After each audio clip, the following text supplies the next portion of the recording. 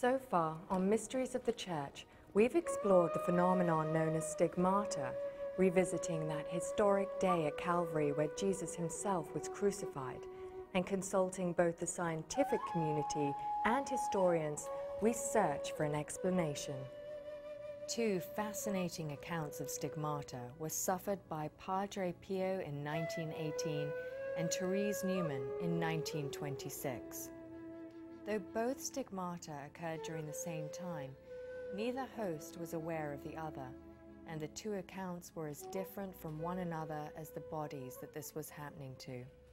Now, as far as we know, Padre Pio of Pietrelcina, the holy Capuchin who's now canonized, he is the first priest in church history who had a stigmata, and he suffered immensely because of it. Padre Pio's account of stigmata was quickly confirmed, while in Newman's case, the Church is still uncertain about the validity of her story.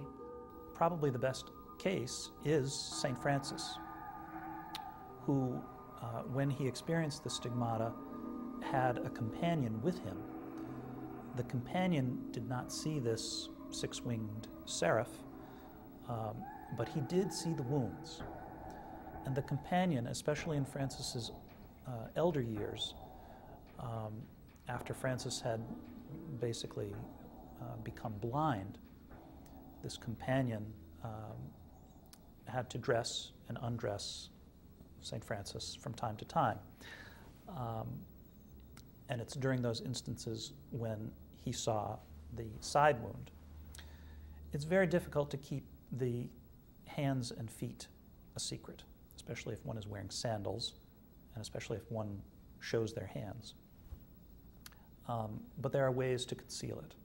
Long sleeves, for instance, or gloves. So that it's very easy to go through life without letting anybody know that this phenomena has visited them. On the other hand, there are those who, for all of their abilities to conceal their wounds, word gets out. This is evident in the case of Padre Pio. Padre Pio is one of those stigmatics of the 20th century who, when he received the gift,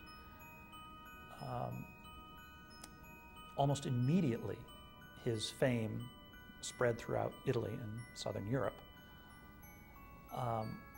This made his contemporaries very cautious. As a Capuchin friar, he would have been able to travel around Italy to preach, but no bishop in Italy allowed Padre Pio to come into their diocese to do this, in part because they were a little concerned about his fame, the fame that was being spun out of his stigmata. We know today, of course, that the stigmatic wounds that he received were concealed as best he could, but as an active preacher, as someone who said Mass daily, as someone who encountered people who visited his monastery from time to time, there was really no concealing them. And so his fame spread regardless. And of course, today he is a saint. But how is it that one story is believed to be so factual and the other a fake?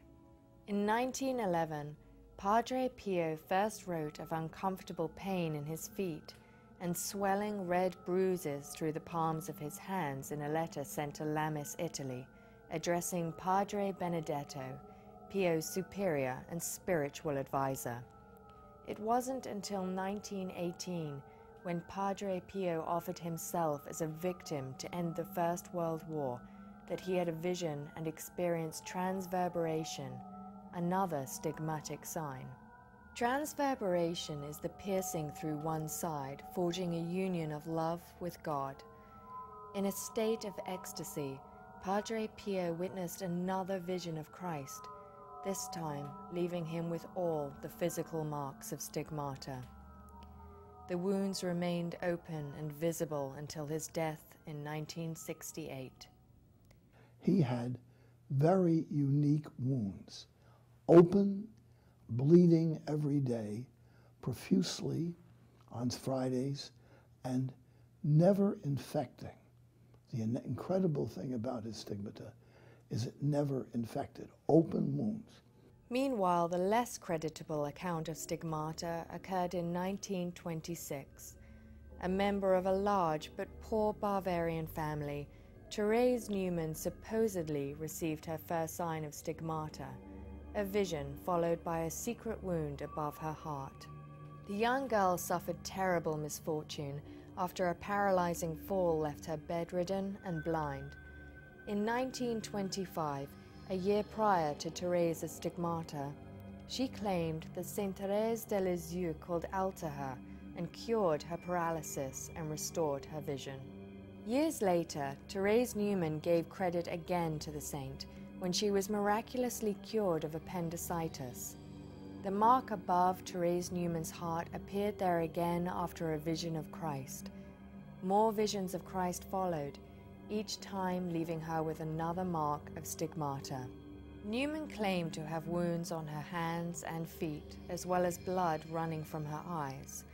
However, there's much speculation surrounding the authenticity of her wounds. One of the stigmatas I saw was the fraud. The person was inflicting it on themselves. The other four, the people were absolutely sincere, very devout, and very suggestible people.